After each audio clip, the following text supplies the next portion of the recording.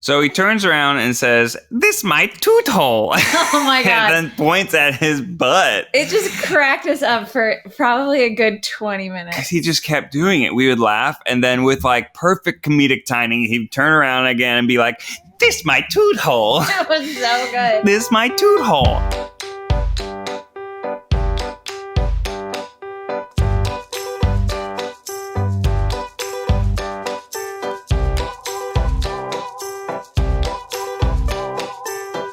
And it's funny, right? Because it's a toot hole and it's a little kid talking about farts. Right. But I also think it's fascinating because neither of us taught him that. No, I mean, I didn't tell him that. You didn't tell him that. Well, we call them toots in our house. And it instead is of farts. A hole. I mean, he knows what holes are. Right.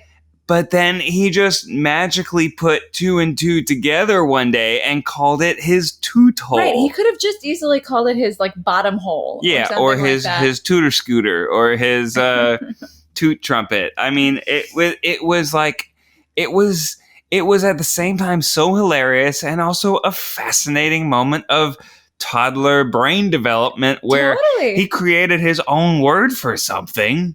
That was so good. Yeah, it was so funny, just like a portmanteau of 2 other words that we use to talk about it. Oh my gosh. I don't think I've ever said like, that's your anus. or that's your butthole. That leads me to an even bigger question of like, what do you call like anatomical things? Sure. I know that your dad's a doctor. Yes. So you grew up with like penis and anus or maybe not anus, but maybe butthole. Anus wasn't really discussed. I mean, but yeah, we didn't say like wee. Right. We said penis. I doubt you called it a penis. Penis. No, we said penis because I don't know. My dad was a doctor, and I guess that's like his go-to is saying the real word for the thing. Right. And your mom's also a teacher. So right. Like she probably thought, okay, we're going to go with the real word. Mm-hmm. But we have decided that we're going with, like our own words for things, like kid words for things. Kid words, yeah. We're going with wee for penis. Right. And toots for farts. Which like farts isn't even like a bad word. No, but it's, I don't know. But I got the word toot from a friend of mine who I was like in her house. We had our kids together. They were young. And one of them farted. And I was like, oh, is that a fart? And she turns to me and she goes, we call them toots. And I was like, oh, we call them toots now too. Oh, I like that. I'm stealing that. I'm stealing it. Thank you, Deborah. But yeah. So yeah, we have these like cutesy names for things. Yeah. And now Wes has taken the cutesy name and turned it into the actual anatomical word that he uses for his butthole. I think it's fascinating. It is so funny. Also, he's obsessed with toots right now. That's true. He's going through a toot phase. Yeah. I mean, maybe a lot of parents out here that are listening have experienced the toot phase, but he's such a boy. He farts and then he laughs and then he goes, did you hear a toot? He like looks at me and asks me if I heard him fart. Yeah. And I'm like, yeah, I heard you, bud. I wonder if that's like a small way that us as a society and us as parents like start to like unconsciously enforce gender norms, right? Because like we just laugh. We're like, that's hilarious. You're tooting, you're laughing, you're saying it's your toot hole. But like if Wes were a girl, would we do the same thing? Oh, you shouldn't fart at the dinner table. Like we say, excuse me, right. After I fart. Maybe. Oh, I don't know, but I think probably. That is really, really interesting. I mean, I struggled with IBS. And I don't think you've ever talked about it before. Do you want to? I mean, I don't need to talk about it that much. Actually, it is. Because it's related. It is related. It's a feeling of shame. Well, when Ned and I started dating and we moved in together, I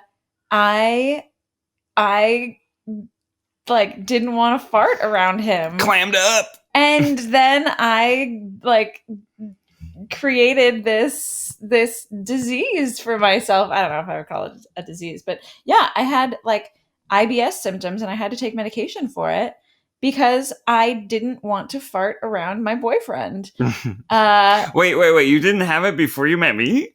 No. Oh my goodness. I thought it was something that you had kind of struggled with for most of your, well, maybe teenage and college years. Maybe I had a little bit during college because of like the shared bathrooms and stuff. Mm-hmm. But yeah, I mean, I had this like weird shame around pooping and farting and I don't know. And you can fart around me anytime. Well, I know that now. Yes. Because that's when you knew you loved me, is right. when all the IBS evaporated. Well, you know what's funny is a lot of the like IBS also evaporated around the first pregnancy with Wes. Really? Yeah, it's like the organs in my body just sort of shifted and then it was like, okay, well, we don't have this problem anymore. Really? Yeah, isn't that that's great. I know. Oh. I mean, they kind of shifted back with the second pregnancy. We haven't. So now it's like worse, actually. You and I haven't really discussed this yet, but I'm sure you've noticed. Well, we don't need to talk about that on the podcast. But yeah, I noticed. Somebody noticed. No, I actually haven't noticed, if that makes you feel any better. But you, I know, have noticed, and you keep talking about it. And you're like, I feel like I'm more farty this time around. And I'm like, is it bad if I say it seems about the same? Oh, man. Oh, shoot. But whatever it is, I'm here for it. I accept you. I love you. Thanks. Well, I think that this is probably a good time to for you and I to discuss what we're going to do around like toots in our house. What do you mean? Are we going to continue to laugh when somebody farts? I mean, I think so. That's what we do, like, between the two of us. That's true. Oh, that's true. So, oh, man. Yeah, I think that's just our household policy now. Okay. I mean, your mom's not going to be happy about that. No, but, yeah, it's okay if my mom's not happy about it. She'll get on board. Okay. Yeah. With just giggling after everybody farts. I think so, yeah. Okay. Fair enough. Okay, you heard it here first, everybody. Yeah.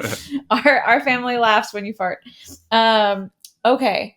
So today, yes, we big day. Have a little issue with little Finn here. Yeah, our pod might be like 5-10 minutes shorter because we gotta go to the doctor. We gotta go to the pediatrician today because Finn has eye goobers. Yeah. We're worried he has an eye infection. Well, it's either an eye infection or, I mean, of course, I like Googled it. Yeah. Well, our minds always go to does this happen to you? Does your mind always go to the worst possible outcome? Oh, I immediately thought he's losing an eye. And then, of course, Google is not helpful because if you Google baby losing an eye, possibly, goop, crusty, they'll be like, oh, yeah, it's very serious. You want to know something that always seems to happen to me when I Google, like, medical symptoms? What?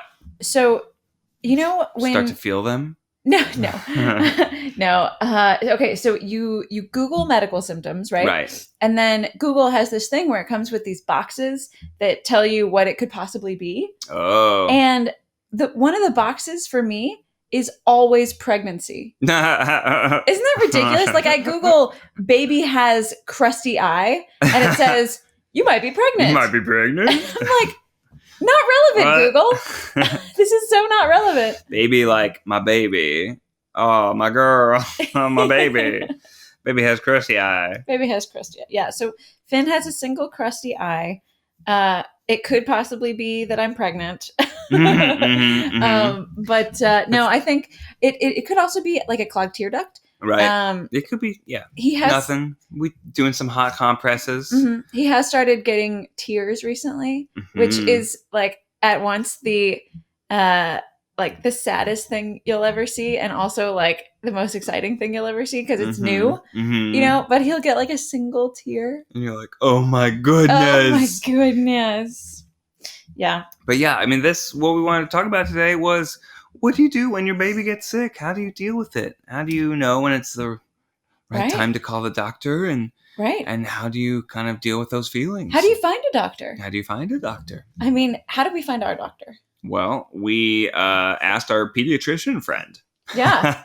We happen to have a good friend, Dr. Travis. He's been in a couple Try Guys videos.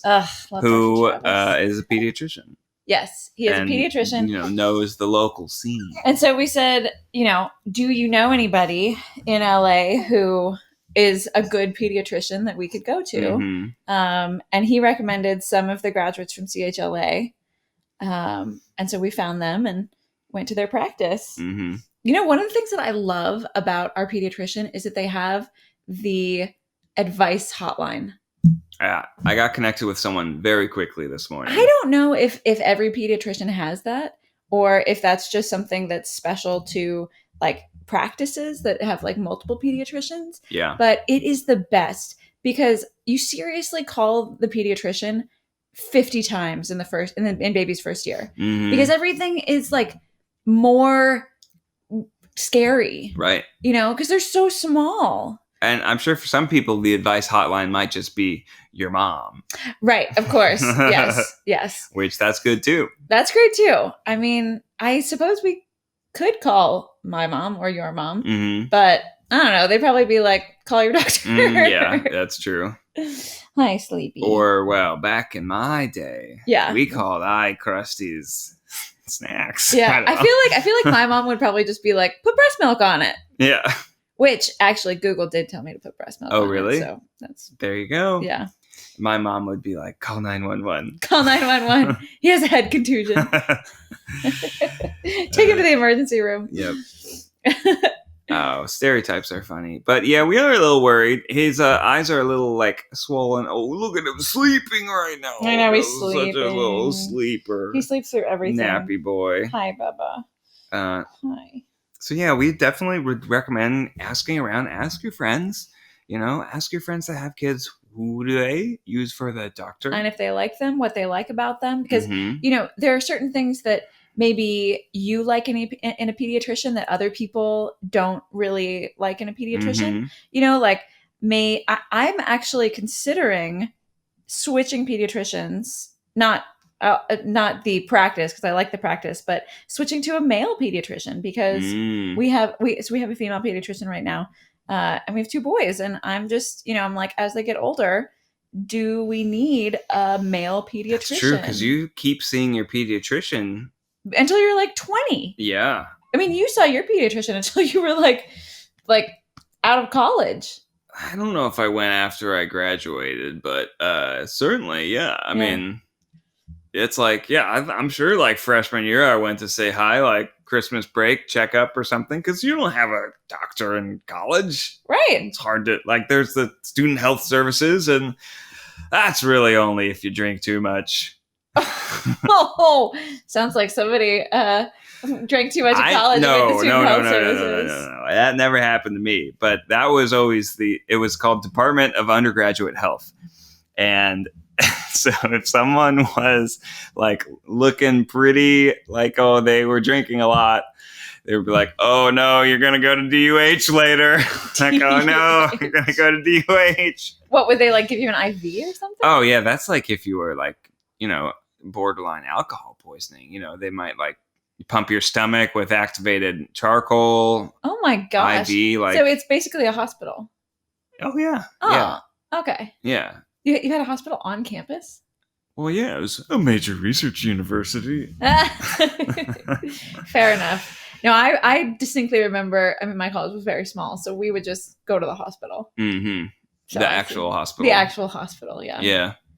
Yeah, DUH was different from Yale New Haven. That was like, oh, you're serious. We know Yale New Haven very well. Yeah. Because we took Wes there. He bonked his head on a bedpost when we were at a reunion of mine.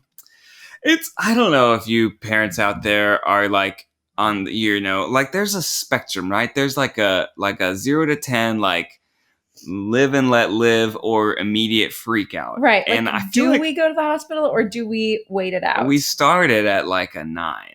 Yes. We were so like trigger happy on pulling. We started at a 10. Yeah, we started at 10. Well, yeah, no, that's true. actually, no. I would argue we started at a 9 because I would say that because the first time that we went to the ER with Wes, he rolled off the couch. Right. So maybe 1.5 feet from the couch to a carpeted floor. Yeah.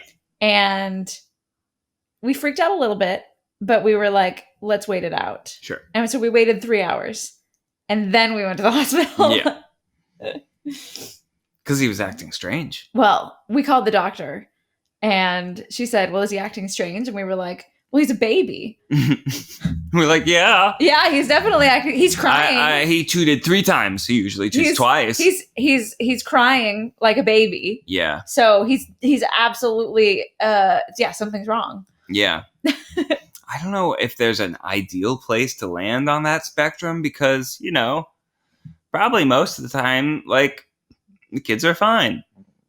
Even here, like, put breast milk on it. We're going to go to the doctor just in case it's like an eye infection and he needs antibiotics because, you know, it's a little swollen. That's a bit worse than just your average eye boogers. Yeah. But it's probably fine. You know what? I would argue that during the first few years of life, that going to the ER or going to the doctor for stuff like this actually makes is like more for the parents than it is for the kid. That reassuring nature. Yeah, absolutely. Mm-hmm. You know, like, yes, your kid like needs antibiotics, but the doctor could just prescribe antibiotics or something like that, you know, and it's one of those things that'll probably go away in like a week, but we need the doctor to tell us that it's okay. That's right. That's right. And on the off chance that it's not okay, you really want to be like catching that early when it's a 3-month-old, right? As opposed to, I don't know, if you're 30 and I don't know what would be the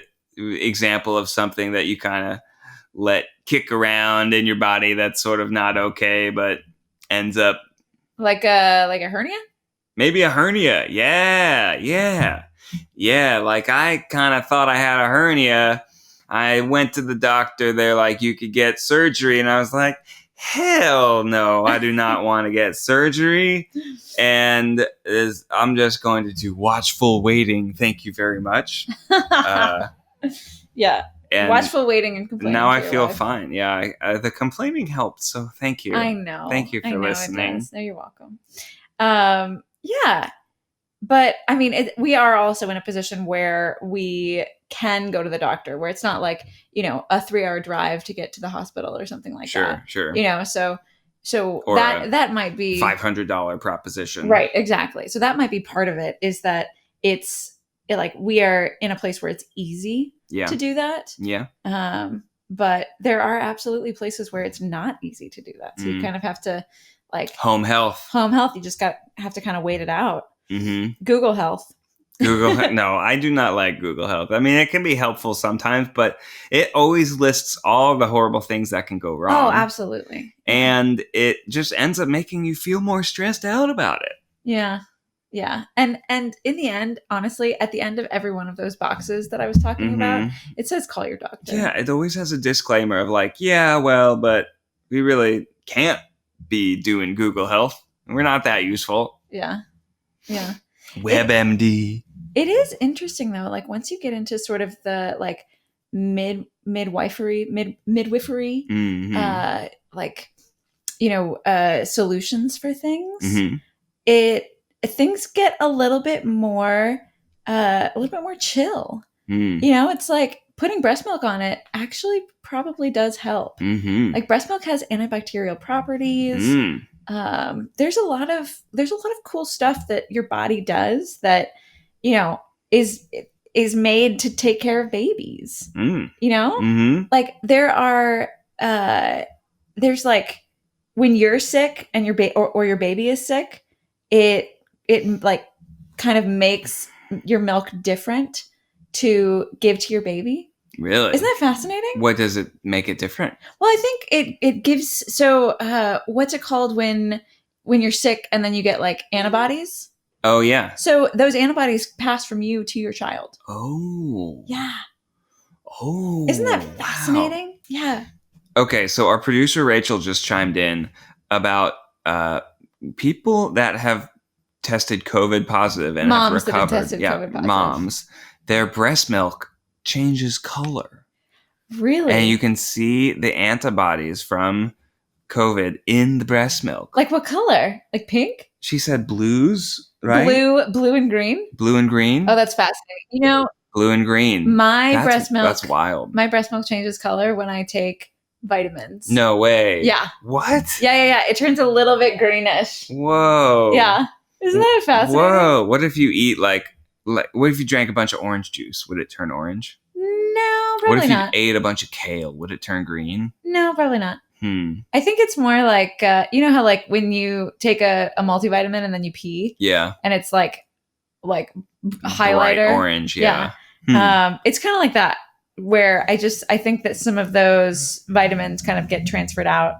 Well, I mean, once they approve the COVID vaccine for breastfeeding mothers, if they haven't already, you would then pass the antibodies down to Finn. Exactly. I mean, that's huge. Yeah, that's so huge. I mean, quick Dr. Google, I couldn't really find it, but I would say if you're interested, ask your doctor, because it's possible you could get the vaccine, and that means you could inoculate your baby.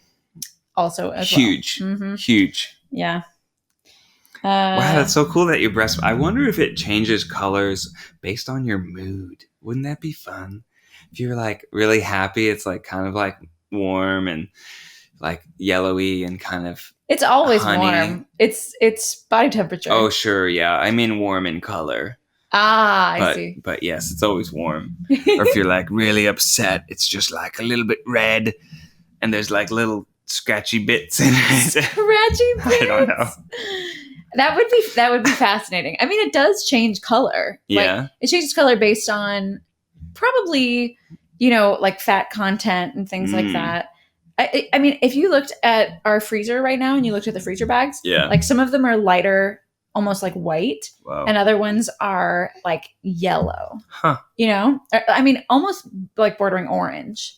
So strange. It's really interesting. And some of them are like more, well, okay, so there's, I honestly should do a little bit more research about this before I talk about it too much, but I know that there are several different types of milk that like you get in one breastfeeding session. Like the fore milk is more like hydrating, and it's more like water. Okay. So for moms that are breastfeeding, if you're pumping and you're looking at your milk, the like probably the first couple letdowns that you have during a pumping session is like very sort of watery and white, and is this interesting? Oh yeah. Okay, it's fascinating. Okay. I mean, it's very interesting to me, so I don't know. And then as you like get into the breastfeeding session and like baby is now hydrated and now you're like feeding baby, then the milk gets a little bit more like milky and fatty, Isn't that interesting? And so, like I like express milk and then give it to Finn. And so all of that kind of gets mixed together. But it is interesting to see that. If he's ever a little burpy, does it like curdle? Oh, yeah. If he's like getting acidic kind of probably mouth burps and I mean, spit up. You've seen some of those burps where it like looks a little bit like it looks a little chunky.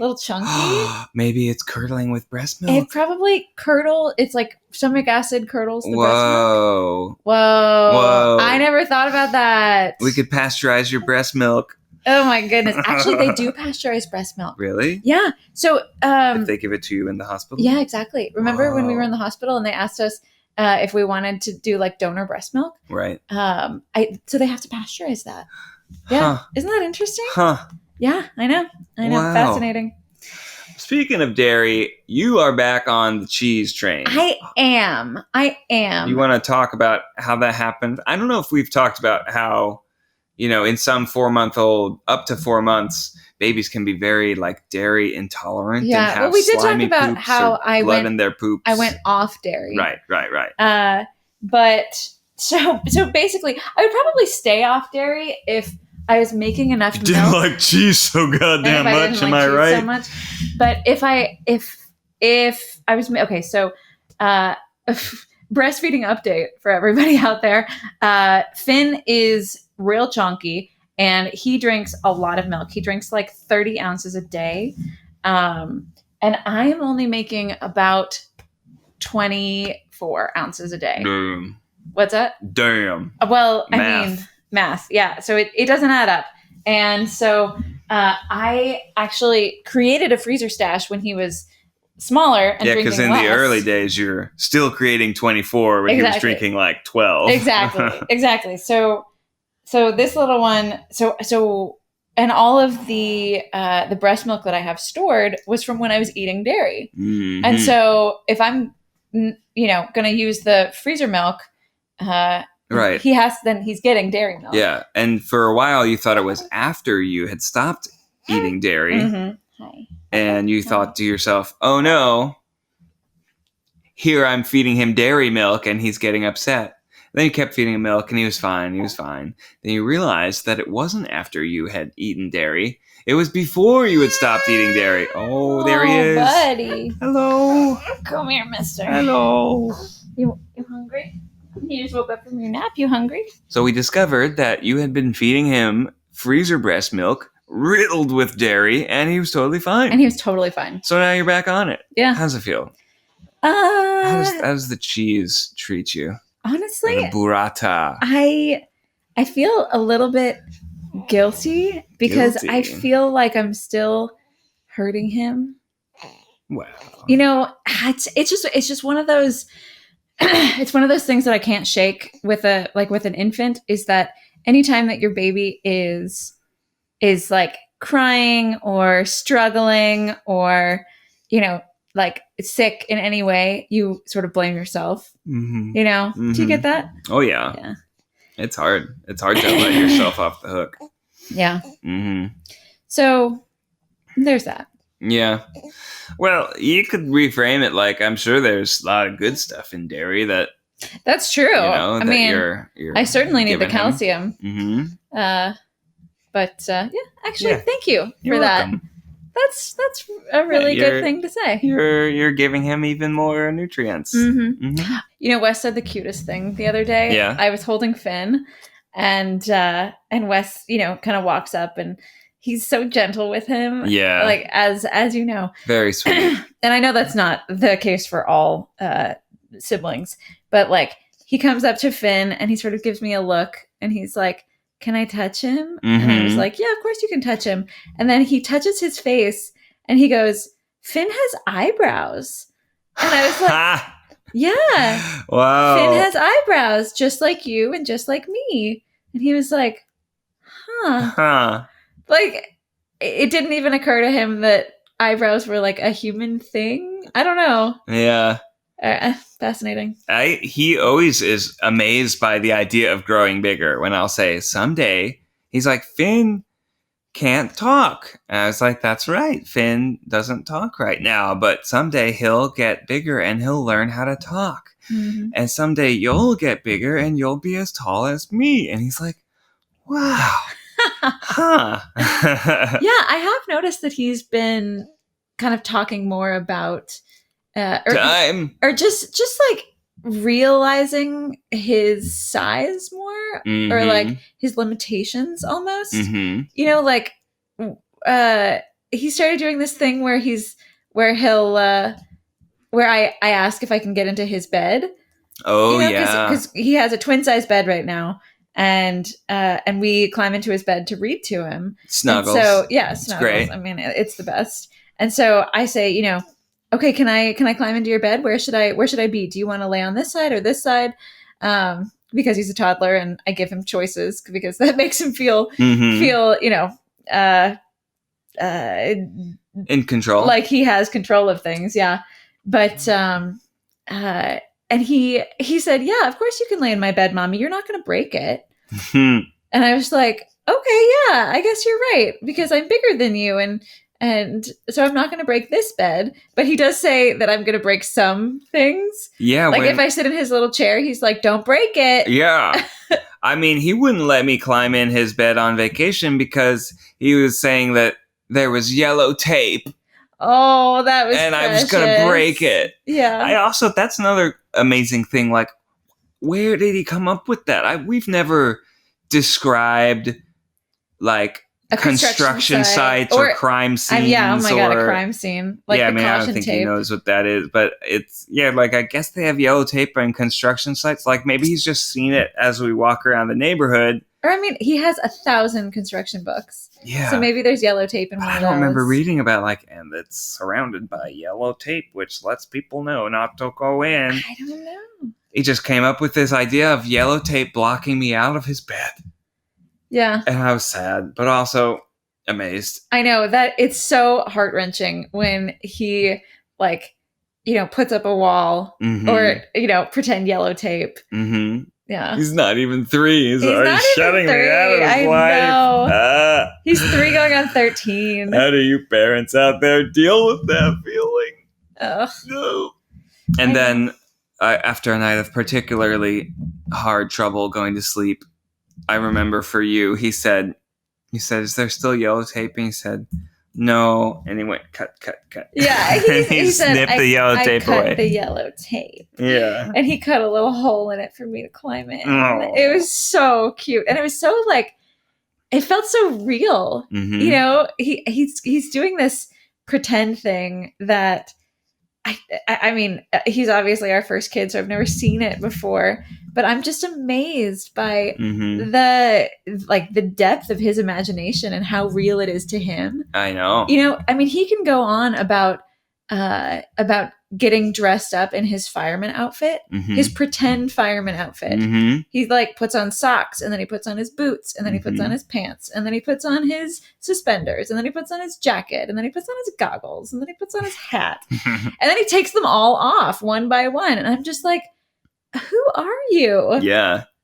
I remember that was a thing in like early improv classes that I took, where they were saying like, oh, as a kid you do all this pretending, you do all this playing, and then as an adult you kind of forget it when you tell yourself, oh, that's silly, that's not something to do. But when you're on stage, making stuff up on the spot, you kind of have to tap into that childhood sense of play and of pretend and of just imagining something that's in front of you as if it were really there, because you don't have props, you don't have sets, you don't have costumes. I honestly think that is one of the things that makes you such an amazing father, is that you are able to just tap into that sense of play. Like I struggle with that. I really do. Oh yeah, absolutely. I see you do it quite well. Well, sure. I mean, I can, but it's, you feel like you struggle. It's so, it takes a lot more work for me, like I just kind of have to shut off the part of my brain that's like, oh, I need to do the dishes, or I need to clean this, or I need to do the laundry, and just all those kind adult of things, or, like, oh, my car registration, or, whatever else. I find it more difficult to shut that part of my brain off. And I don't know. I mean, maybe this is broader than just you and me.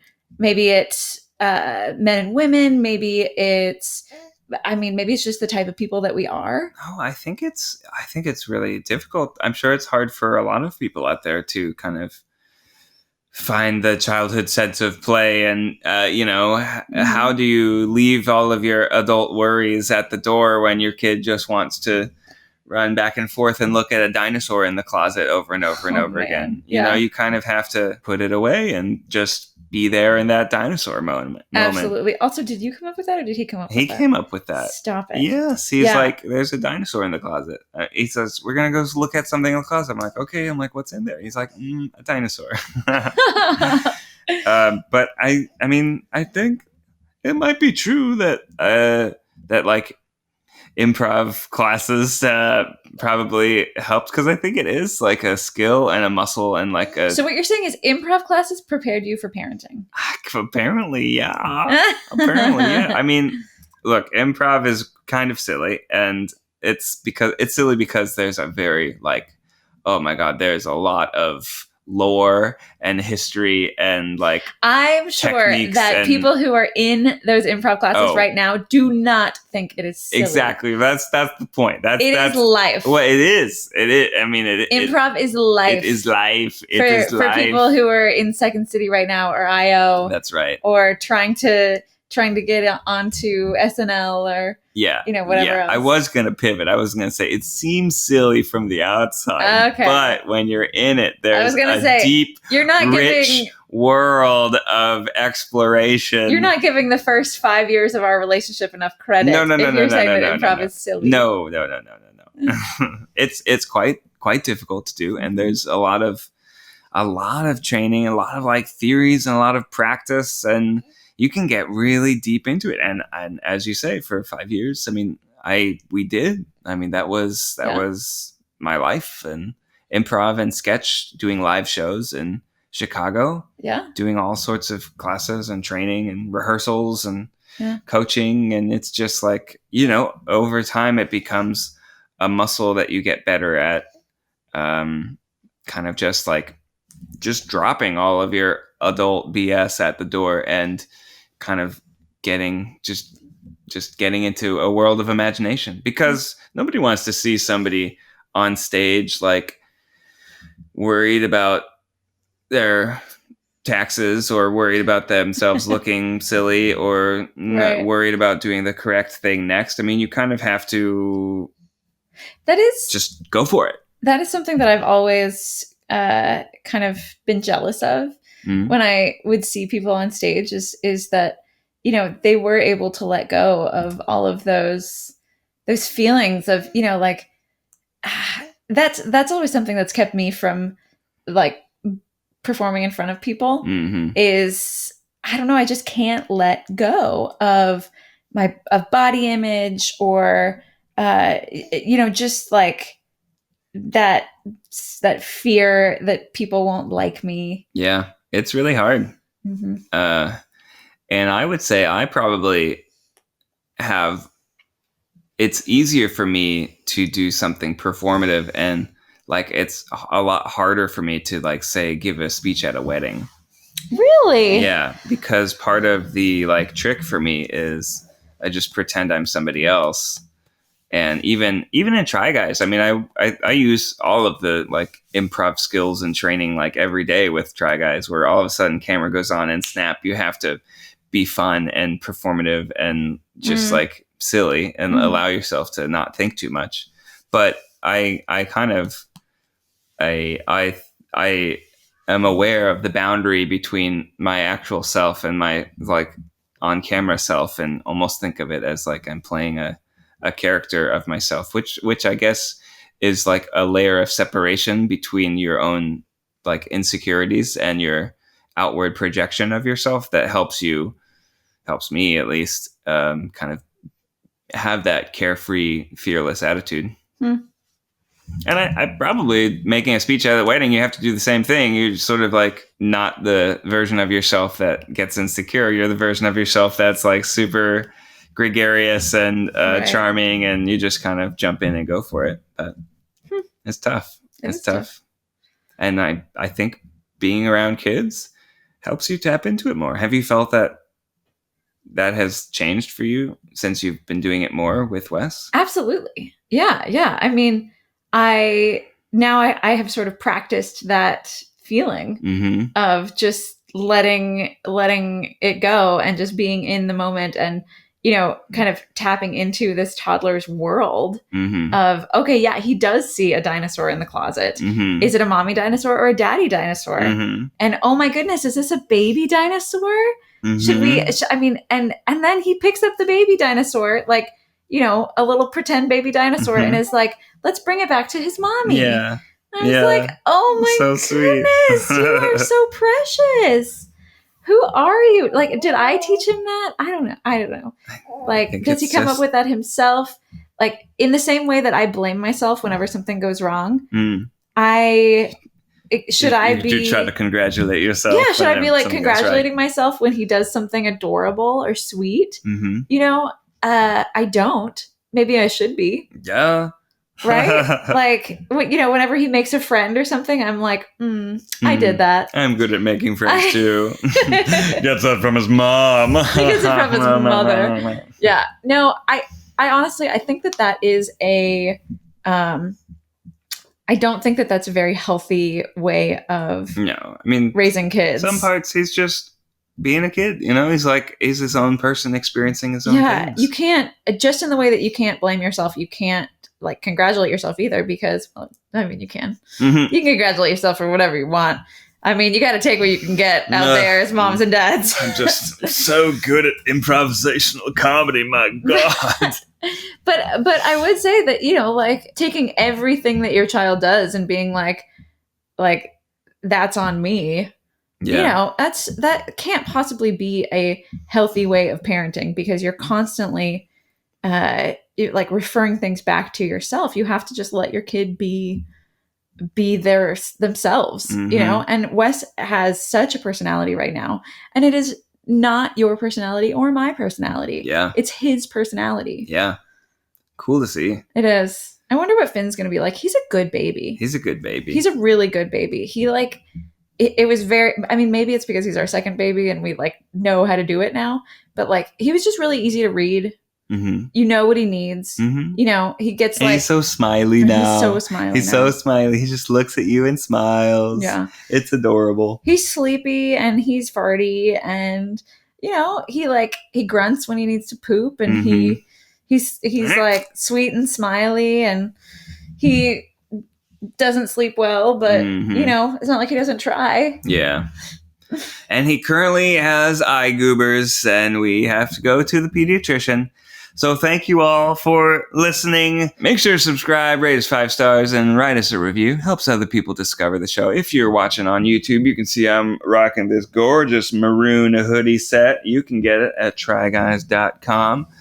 And we'll see you next Sunday. Keep on stepping.